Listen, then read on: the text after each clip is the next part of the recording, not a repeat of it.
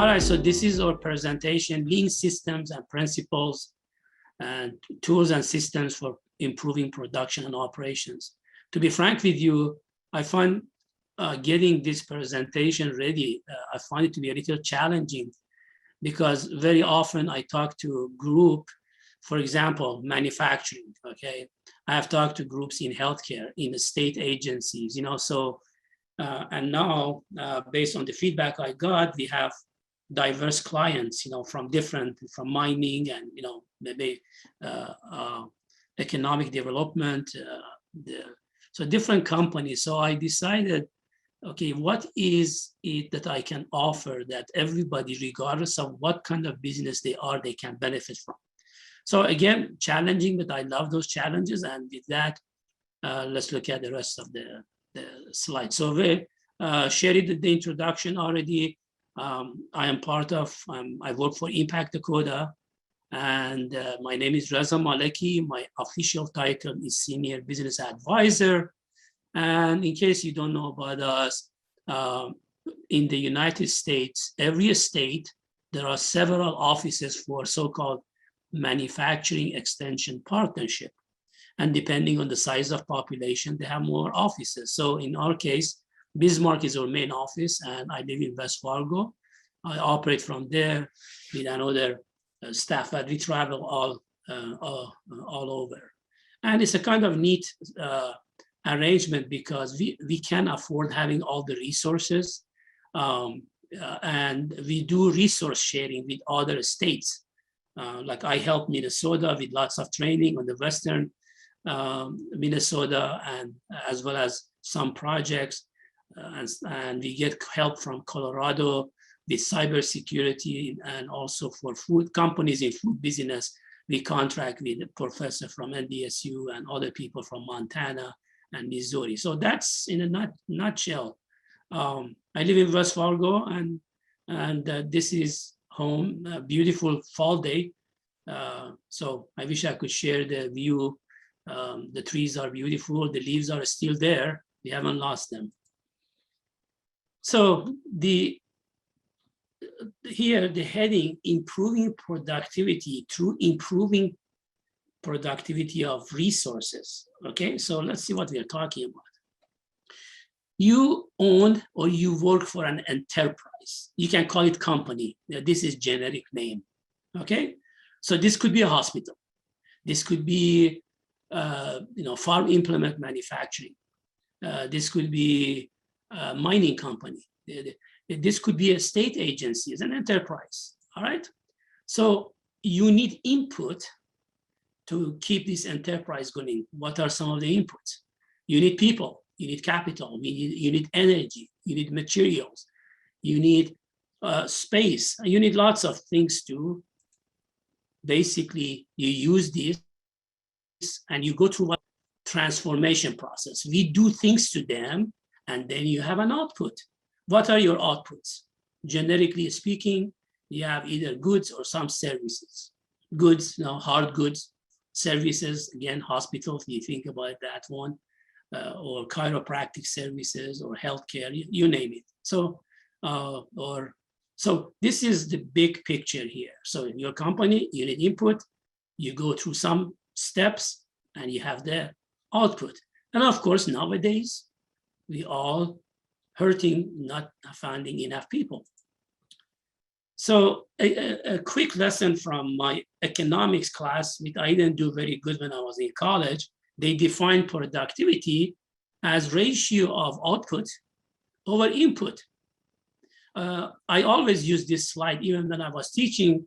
And one of the questions I asked the students always was, if I give you, each one of you $20 or $100, whatever, and send you to grocery store, would you all guys come back with the same? And I give you a list of what I want. Would you all come with the same cost? Some, and the answer was no. Some of us like to go look for sales. Some of us are thrifty.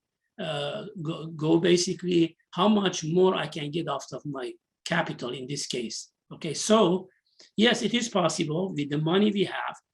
We can, in this case, output the grocery could be more, but some of us are not used to shopping around for what matters, or or basically just maybe don't have time. All right, so this is productivity, output over input, okay? Now, how can it is possible that with the same input, you can create more output. And that's the focus today. How can we do that? Again, think of how we work, what we do. Are there any waste in what we do? How can we get rid of the waste? So our productivity can go up if we can, for the same input, have more output. Or product output can stay the same, but with less people, capital, maybe energy, or combination of them. Now, in this case, productivity is also up. And would be fun if you can simultaneously reduce your input and have more output. Can we work on that one? Again, I'm hoping by the time we are done, I have shown some direction here, how we can do that. So now to convert this input to output, we need to have some functions in our company. It's not going to happen automatically. It's not a blender, you pour this in and it comes out. So there are many functions in your company, okay? There are a lot of them, but if you look at high level, a new company, a starting company, you need to have somebody that manages demand. You can call these sales boys, by the way. So salespeople, when orders come in, how do you manage that one? Do you have capacity and all of those? So that's part of demand management. I spend basically, by the way, I have a unit of training that is 4 hours just on demand management. But for now, for the purpose of this conversation, I think we are good. So demand management, forecasting, and taking care of your sales. You always need people who take care of your money, your accountant, it's there. There are lots of paperwork you have to do, either to adhere to governmental or state regulation, also to make sure you are in the green. And then, of course, there are some companies who are heavily in design, but believe it or not, we all are in design. Okay, the other day I was talking to a group, and I like cooking. I do 95% of the cooking in my house.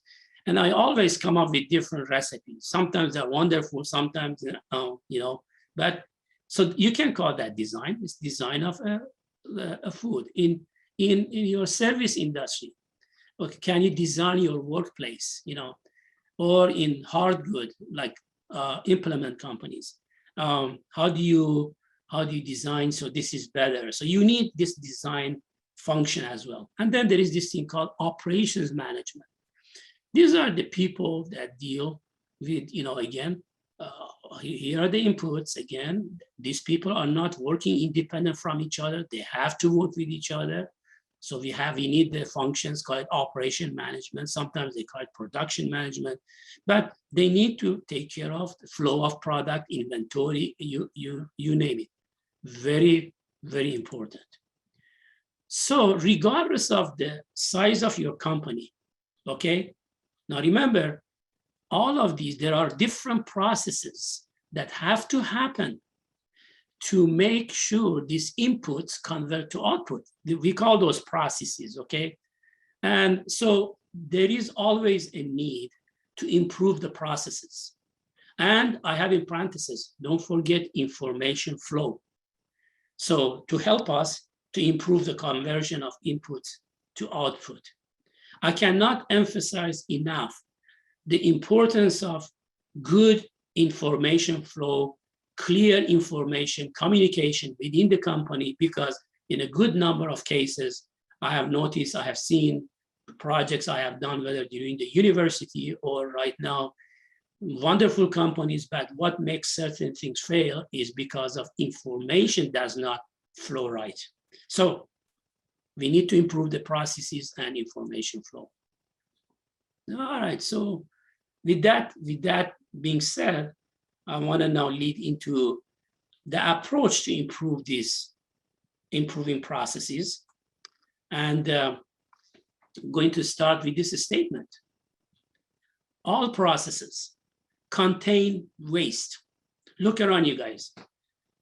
Look at how we operate at home, maybe mowing lawn, or around the plant, in our offices. Just, you don't have to answer right now. Think, are we doing everything without waste? Are we taking extra steps? You know, these processes are not just for making things. It could be communicating. How do we communicate with the potential customer? Do we have everything established the right way so no information is missing?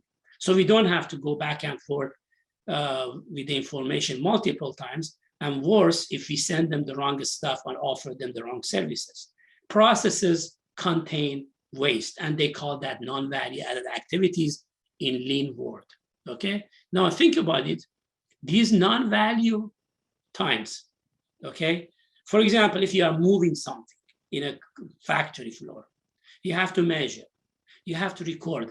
I understand we need to do all of these, but how much of it do I need to do? Okay, I was in a project in a warehouse. The lift truck operator, on the average, spent 20 minutes finding items that were 10 feet above the floor. Yes, they need to look for it, but why? You know, at the time we are talking about shortage of labor and all of those, are we making good use of our people? So let's work on minimizing them. So therefore, focusing on waste elimination, okay, it helps us to reduce or perhaps eliminate those activities associated with the waste. And obviously, this can help us with less cost. But think about it, the opportunity now, if you are getting rid of the waste, that wasted time now helps you to do more things, okay? Some animation coming soon, we look at this again. So if you go online and say, what is lean definition? This is it. Lean is a systematic approach to identifying and eliminating waste. The waste being non-value added activities. And it's not a silver bullet, guys. It's not you do it today and it's done. No, it's continuous improvement. You take baby steps. Every day you do a little at a time and you make things better. And sometimes things don't go the right way. You have learned from that process. That's focal point of lean. So lean, identifying and eliminating waste. By the way, all these slides, if you want them, are available to you. You can have them, all right? So whenever you go and study lean, they talk again, they're emphasizing value added, you know, activities that increase the market value of what you are doing, whether it's product or service. Now, if you are in a competitive environment and you are wasting a lot of your time, well, people go look for another vendor. You know, some countries that where there is no competition, some companies can sell things for any price they want. But luckily for us in this country, there is a lot of competition, and people, companies, many of them are working to have more value-added activities. And of course, non-value-added activities, the opposite. Well, since we are talking about the waste, what are we talking about? All right, so what you see here is called 8 classic wastes, okay? Now, if I was talking to a group of you that are concerned only with improving your warehouse operation, I can have paraphrasing of these things, but this is mostly for manufacturing. Nevertheless, it applies to any other environment. So let's look at this waste. Defects. Now, people do not intentionally create defects, but remember, whenever we do, whether under filling something or welding something wrong or doing the wrong paperwork and all of those, it's a defect. It means something else has to give, okay? The overproduction, it takes a little more to talk about. Basically, what we are saying here, then do not produce more than what you need. Again, these are in general, but in world of manufacturing, you need a space to keep your inventory. If you overproduce more than what you need or more than what market needs, you are occupying a space. It means you have to move things around multiple times. Now, again, sometimes we have to have inventory to protect us against some uncertainties. Again, we can go through these ways, spend a good 2 hours. Waiting, waiting for people. Can you imagine? Labor is ready, machine is ready, but material is not ready. Or could be in an office where the staff is ready, the customer is there, and the computer is not working, is waiting, basically wasting operator's time as well as the customer. There are other ones, transportation. Moving things is not adding value to anything. Yes, we do need to transport from point A to B to customers. That's not what we are talking about here. But even the transportation itself, what can we do to optimize it? Okay, internally, are we moving things back and forth a lot? Hand in hand with overproduction is inventory, motion. The example would be that operator I was telling you in the warehouse, spending time looking, basically that if basically may fall under different things, but in this case, that person is searching for things, or or trying to reach for something that don't know if it is there or not. So again, just so you know, there are different waste. If we want to help our company to reduce the waste, number one, introduce them the concept of lean, which is, okay, is there anything we do that is not helping with adding value? We call that waste. Number two, what kind of waste do we have? So if we can get there, because lean fundamentals are self-evident, what we are saying, get rid of waste. The fundamentals are self-evident. It's understood by all kinds of people, whether at work, at home, we always notice there are different kinds of waste. So the fundamentals of, identifying waste and getting rid of them, that's understandable. Teaching them is not difficult, so you start the fundamentals, remove waste, and of course you have to tell them, okay, what kind of waste we are talking about.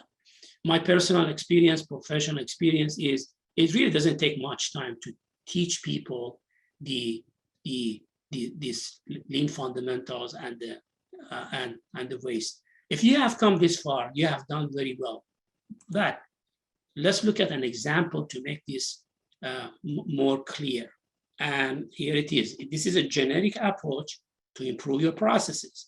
Doesn't matter what kind of process we are talking about. This applies to anything. There we are. So first, the good news. The good news is most process improvements, there are lots of low-hanging fruits there, are no or slight or low cost in nature. Yeah, there are certain things that take a lot of investment, but look around. There are lots of simple things we can do. But where do I start? The key is this. You need to take a process. You have with your team members, map the process. No, mapping is very simple.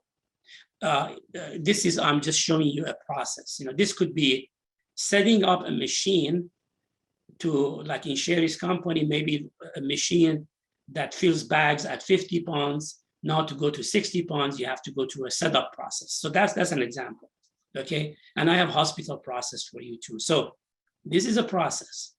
The key is with your team, they're very important. That's how you get them involved. I'll say, okay, let's get together and step by step, identify the different steps of this process. Once you come that far, now ask them, based on what we have learned, value added, non-value added, hey, what do you think? Do you think it is a step waste or no waste? You'll be surprised that going through that process with the people, with the team, that they have come up with the map of the process. Now they may be able to identify some waste, or what is it really adding value? Then you ask the question, okay, if we know there is waste, why is it there? See, you cannot just eliminate it automatically.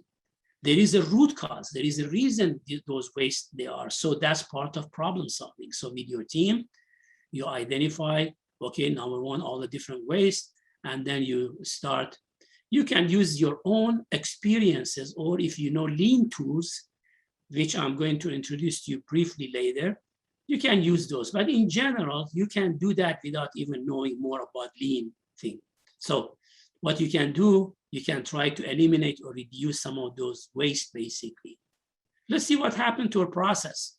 So basically, this is where it was. And this is, no, we have shrunk the time it takes to do something. Well, let me play this again. This is where we started, and this is where we ended. Okay, now, here is the deal.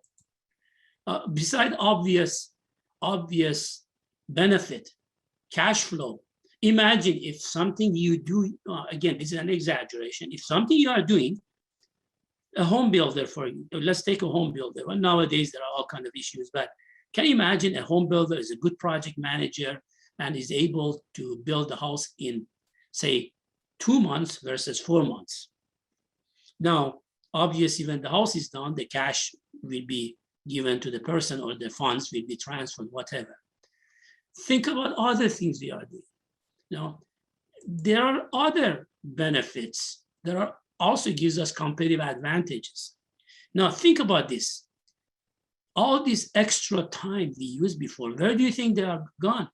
Well, if you have a lift truck and needs an operator to move things so many times, and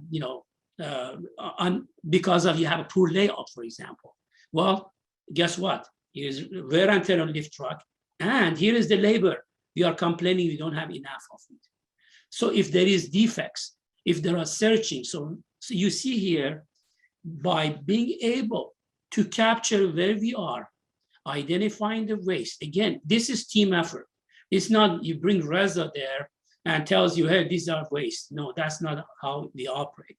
We work with you, so you as a team identify those opportunities.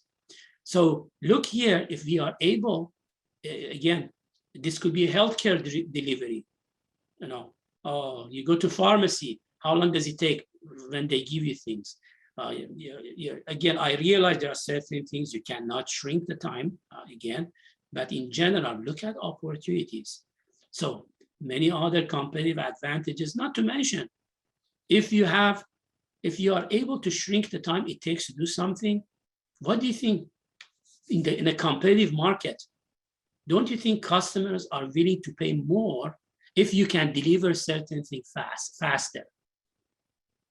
I can tell you this, I would.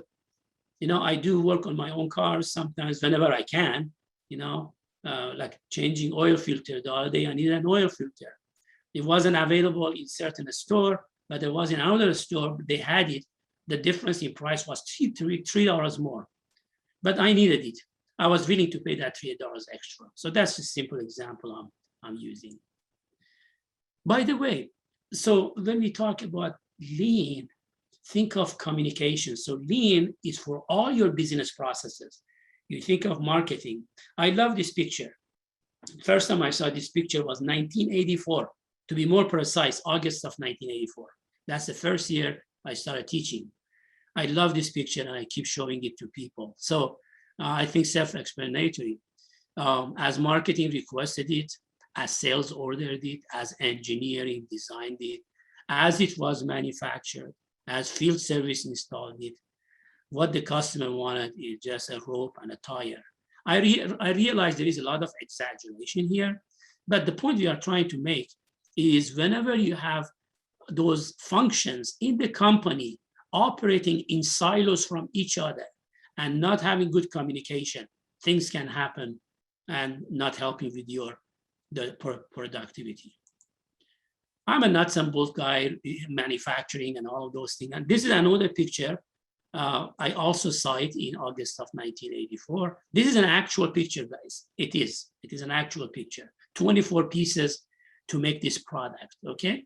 So and high volume product, all it does, it holds this shaft here. So something rides over this shaft. So we keep making it, we are happy, customers are buying it, but somebody finally asked, what is the function of this product? What is it supposed to do? Well, the function is that this bracket holds this shaft. Well, Here is an actual redesign. It may take a different process, but if it is, if you have the volume and you can afford to have a different process, why not? Look here, going from this complex part to this one, and as it wasn't enough, look here, now they are a two-piece process. The time saving here, 4 seconds versus 84 seconds, that's the least of your saving. You multiply by labor, yeah, but the impact, think about your warehousing. If you had 500, or in this case, I say, if you had 200 similar parts, similar design, where we never looked at the function, we just are still doing it the same way it was done 50 years ago. What does it do to your inventory? Warehousing, how much space do you need? How much material handling? Of course, when things get complex, people right away say, oh, let's find the best ERP system we can buy to manage our inventory. No, let's look at, in the first place, why we created this much mess. Yes, we need software. We need computers to help us, to help us with processing information faster. Computers do not make decisions for us. In fact, I tell people, if you are doing the wrong process, if you are doing the process wrong, computers can help you do the wrong process much faster.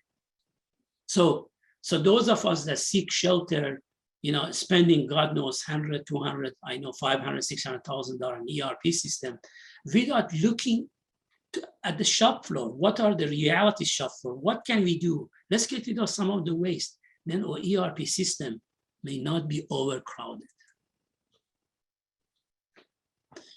All right, so let's take a look at an earlier slide that I showed you. This is the slide. I said lead fundamentals are self-evident. They are understandable to all, relate to virtually everybody's actual experience. Just being able to teach it to people, tell them what it is, people understand it. And of course, you teach them the 8 basic ways. It takes longer than the few minutes I spent, but help them to understand that. Now, to enhance people's ability to do more improvement, remember, I told you you need to have an approach. That's what we went just through, a generic approach to process improvement. You map the process, value added, non-value. That's what we just went through.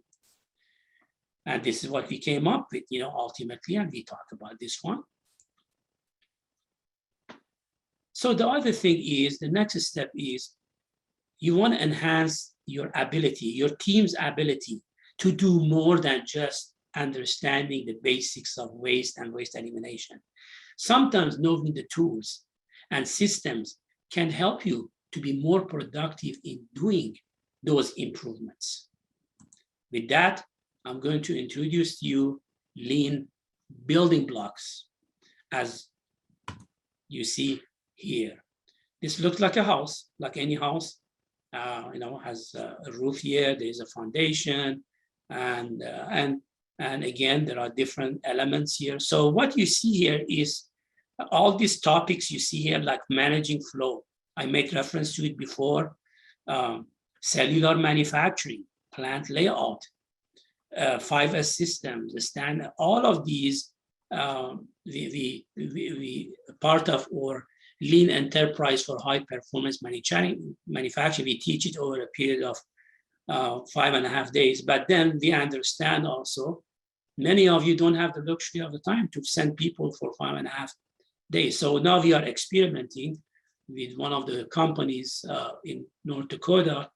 We are reducing many of these to 2-hour blocks, and it's making it easier because they have labor shortages and they can afford spending a lot of time. So it's a good experiment we are going through. I'm learning a lot from that one, but just to give you a context here. So what are these things? These are a collection of tools, techniques, systems that you teach people, and so they can use it to enhance their ability to improve your production and operation.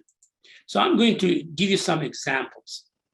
If you go back here, this is foundational, very important. It's called 5S system. No other improvement opportunities will be possible or effective if you do not have an organized workplace. So 5S is a workplace example. So let me give you an example. So here is corner of a shop. Look at all the stuff here. And, people complain, we don't have a space. Well, look, why in the first place did this happen? This is expensive real estate, maybe for some of us, and not to mention looking for things and all those. Let's get rid of things we don't need. This is many of our companies, especially food companies, they need to have solid maintenance department in place, because imagine process A, B, C, D, E, and all of these are connected. And if one of them goes down, it affects everything in the system, okay? So therefore, the importance of maintenance department. So here's a maintenance department. Look at everything randomly there. People can't find things. And then, of course, this is not the same exact angle, but organizing things will help. When the machine goes down, you should know where things are, and hopefully things are where they need to be. Maintenance, crucial. 5S will help you. It's a system. It's not just a one-step process to improve your workplace organization. Here's a fun one. I was working with one of the colleges, and I had both college staff as well as manufacturing in this training. And when I finished workplace organization, some lady came back next week and very excited. I said, I want to show you pictures. So as soon as we finished the topic, I was thinking, I get so frustrated looking for things around me and in the drawer. So as soon as I went back to office, I started purging things, looked in my drawers, got rid of files I didn't need. And even my own computer, there are lots of files on the desktop. I spent all of those. And now I am much, much happier. This is now, imagine if this is where your customer comes to talk to you, look at how pleasant is here, how they judge your organization versus coming here. And of course, again, what we are talking about here is not just for manufacturing. I mentioned over and over, healthcare. As we speak, I don't have the exact numbers now, but at one time in Sanford Health System, in Fargo office, they have a continuous improvement office. I have, I think, at least 13 or maybe more of my students from the many years I taught at NDSU working there. They're constantly looking for opportunities to improve different things. Now, this is not from Sanford, but I find this, just to give you an example. This could be where a nurse need to access critical things. They finish, they throw it there, versus having a system in place that, there are caddies, you keep your stuff there. There has to be, different bins. Here's a note here, it says charge and easy to locate. So at any given time, the unit you need here, they are charged. It's a system you put in place to create this environment. Again, especially again, nowadays, think about how critical it is in many of our hospitals. We don't have enough nurses and all of those. So working to make it more effective, more efficient, hopefully that can help. And it does help. Are we there? I want to make sure we haven't lost contact. Somebody respond, please. Hello? We're here, Reza. Okay, we're I fine. want, because I'm still paranoid with that 40-minute warning that came a while ago. So there we are. And of course, my favorite place in the house, kitchen. There we are. You can go buy these caddies, and you are not going to mix all these things with the spices. I don't think you would, So see, we practice all these things in our house. Well, we don't mix spoons and can openers with the spices or, things like that. So we don't call it lean or 5S in our house, but we do practice. We are trying to make our own life easier and reduce frustration looking for things. And this is an example of working, around the house. So I talked a lot about 5S, by the way. It's a workplace organization. This is the system that you go through. It's a 5-step system. You get rid of the stuff you don't need. Then you make sure you have a place for everything that you keep. Then you start wiping things down, keeping things clean. And of course, these three are great, but if you don't standardize it, you have to have standards in place so people follow. And then you have to have a sustained how do you make this program last? The other things which I find very helpful, a number of projects, the concept of layout and cellular manufacturing. Here's a hypothetical company. So you have product ABC coming in. So look at here, they go through different machines and the team looked at this and said, you know, based on flow of material, we can relay out the facility to look like this one. Basically, it's the same facility, same footprint, but different layout. The question then is, which one of these do you rather have to manage? You look at it, you know, this one more, if you are the supervisor, look at this spaghetti here. Here you have a good sense of the product flow. If there are bottlenecks, if there are issues, you can do better production scheduling when things are visual like this one you have there. Again, this is a basic, but we have done a number of projects that we converted part of a factory, you know, from being like this to something similar to this. I'm not implying that you turn your whole factory into a cell. It would be wonderful if you can, but look at different functions in your company, different operations. Can you create cells? Could be an office environment. So one group of staff do certain things. So to improve communication, to improve material handling, paper handling, or whatever. You know, we were talking about, you know, so this comes from an actual project from a company. This particular company had a lot of issues. They did a lot of welding, and they complained we don't have enough people to weld. To make the story short, I was there. I spent a little time. I said, you know what? I have some students for next semester. We can definitely help you. So the first thing the students did, I mentored them, but I want to give credit for the whole thing. I asked the students, you know, you need to understand what the customer needs. You need to know how the process flows. So the students went there and listened, and they captured how a product flows. That's great. But then when they superimposed this flow over the actual layout of the facility, the layout did not follow this flow. The layout was a mishmash of material handling. You know, when you lay out, you want to make sure product follow the process. The process is there. In this case, they were wasting a lot of time, especially the welders, waiting for the crane to show up to move parts from point A to B, from B to part D. Lots of time was wasted waiting on crane operator, moving things around. And guess what? It didn't take them much. They relay out the facility. Believe it or not, the throughput of this company, I have to look at the numbers, went by at least 70% by simply relaying out the facility to follow your process. This is one of the topics I get involved teaching. I set up reductions. Some of our companies, some of our businesses, we have equipment that we need to have set up. I always think of the old computer. You know, some of you may be as old as I am. This particular one had 4.7 megahertz of speed, which is nothing. And in order to run it, you had to load a disk first for operating system, then to run a software, to do word processing, you had to load another.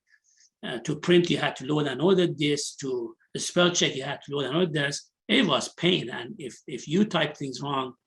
But nowadays, think of your computer. Well, technology has helped. You just push a button, it starts, enter your password or one thing, and then anything you want to do, click on the icon. Technology helped. Well, I know our factories are not a computer, but think of the concept. What happened? What can we do to shrink the time from the time I want to get this going until I print a document and send it to? Oh, here's a hospital. So we did a project. The project was this. This is the old merit care. They came to us. So from the time incision is made until the next patient come in the operating room, they had problem getting that room ready. So we spent 200 hours of taping, myself, me as a student, and of course, I interacted with them. They mapped the process and they talked to different doctors. They got their input. They sat in a room. I was there with different nurse anesthetists, anesthesiologists, doctor. One day they said, okay, is this map, this process correct? Is this how we are doing it? And then we asked, what do you think? We really came up with very simple things. Basically, it was lack of coordination between function in hospital that delayed entry of the patient in the room. We were able to increase the throughput of this operation room by 23%. And we proved that one. And after a year, the numbers that were given to us proved that our effort was right there. And in fact, they benefited more than that amount. So when you think of, by the way, changeover, you look at if you have a paint system to paint, can you improve that one? Press operation. We did a major project in northern Minnesota to help a company, for their vehicle testing. Whenever you make a new ATV or a recreational vehicle, you have to report to government the emission. So they came to us. They said, you know what, we need another emission testing room. But you have a student. He says, well, Carl Reza, let's talk about this, and maybe we don't need to. So I did look around and I said, you know what? I don't think you need another emission control testing. So I have the result of this project. We were able to improve the throughput of the test room by 75% by doing the right thing at the right place, right time. So of course, think of pizza shops and all that. These are all kind of examples. Making coffee at home, your Keurig, if you like that, versus old-fashioned brewing. You can argue that I like the old-fashioned. That's fine. That's not the point. But look at how we are able to just pop a pot there and get coffee. So another thing in that lean building block is value stream mapping. It's basic. It's very important. All we are saying is think about, again, a process, some operation. So in this case, I have raw material, goes through different processes, and we give the finished good to customer. Could be internal customer, could be external. We call this a value stream. So as simple as that. So in this case, this could be a company that has a stamping, welding, assembly. Now, let's say this system right now is making 50 units a day, and I want to go to 70 units a day. Having a map to show the different steps is very important, because the team can look at this and say, you know what, or stamping can make a lot of parts, or assembly is fantastic. It's welding that's bottleneck. Maybe we have poor fixtures. Maybe the welders are not trained, or maybe it's workplace organization that this welding area is difficult to flow the material through. Maybe we want to change it to a cellular type layout. So a picture like that is very similar to what we started at the beginning. Map your process, understand it, identify opportunities. So in this case, the team, instead of going to spending more money in stamping machine or assembly, they have ahead of time identified, hey, you know what? It's the welding station, and within the welding station, you can now break it down into another value stream at the cell level and come up with identifying opportunities. So again, going through all of these in great details is within the scope of this presentation, but my hope is that I have given you enough information, at least have whetted your appetite to look for opportunities. Again, this is the end of my lean building blocks, but I cannot stop without looking. Okay, so scratching my head again. Okay, where do I start? Well, I already told you where you need to start. Okay, we talked about it. This is a good place to start your process. Map it with your friends, with your coworkers together. How long it takes? What are the different steps? Identify value added, non-value added. Try to get rid of as much as waste as much you can. Understanding and documenting your processes, I hope now it has become very clear. And I would like to introduce to you one of my, well, maybe I think I'm out of the sequence. Why map a process? Okay, why it is important. This is interesting. There is at least, whenever you think of how things are done, there are at least 3 versions of it. What do you think the process is? This is where different functions in the company, they work in isolation from each other, and they don't know what happens there. And what actually is, if you start digging and getting everybody's information, wow, there are a lot more steps than is possible. Once you have access to this information, then it is possible that you come up with a better way of doing it. So again, may sound redundant, again, but the benefit of working with a team, capturing information flow and physical flow enables you to do things better. And of course, now I was going to, one of my personal heroes is Dr. Deming. He has a lot of things. You can go online and learn about him. The guy is great. He's deceased now. He says, you can't manage what you don't measure. My emphasis is here on the second bullet. If you cannot describe what you are doing as a process, you don't know what you are doing. Not to offend you guys, his point is, what he's trying to say, in order to improve things, we have to understand, we have to be able to describe our processes. If we are unable to describe a process and collectively agree on it, then we don't know what's going on. And if we don't know what the process steps are, then our improvement activities may not be as effective. Dr. Deming. Of course, Dr. Deming also known for his so-called Plan, Do, Check, Act, which we covered that in great detail. Dr. Deming, rest in peace. And this is the end of my presentation. If any question, I'm going to stop the slides so you can see me. And if you have any question, I'm available. Does anyone here have any questions? Now remember, there's going to be a quiz after here, okay? Thank you, Reza. Appreciate it very much. If anyone has any questions, we have Reza's email address. I even have a cell phone number, but you can reach him for any other questions. And I urge you to look at impactdakota.org on the website if you're interested in learning more about what Impact Dakota could do for your company. So any questions, Ann, David?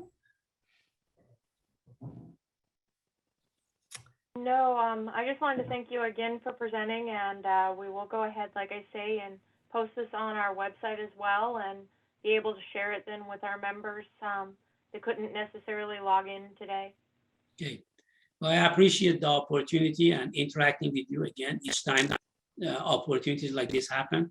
Gives me more chance to get to know more people. And I love that. So thank you very much. Yeah, Appreciate the presentation. Thank you. Yeah, just Thank you, Reza. thank you.